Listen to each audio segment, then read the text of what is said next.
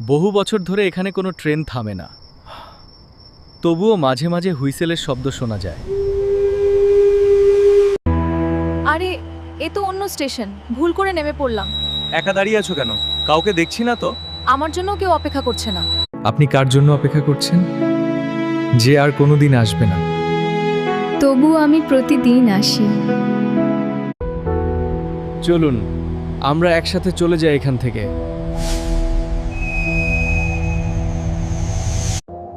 আমি তো অনেক আগেই চলে গেছি।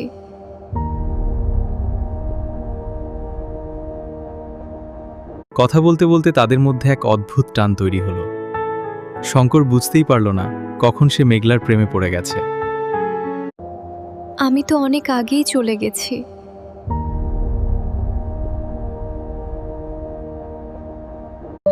পরদিন সকালে শঙ্কর জানতে পারল এই স্টেশনে বহু বছর আগে এক মেয়ে ট্রেনের জন্য অপেক্ষা করতে করতে মারা গিয়েছিল। তার নাম ছিল মেঘলা। তবুও প্রতি রাতেই ছেলেটি শঙ্কর সেখানে ফিরে আসে, হয়তো আবার একবার সেই অদ্ভুত অসম্ভব ভালোবাসার দেখা পাবে বলে।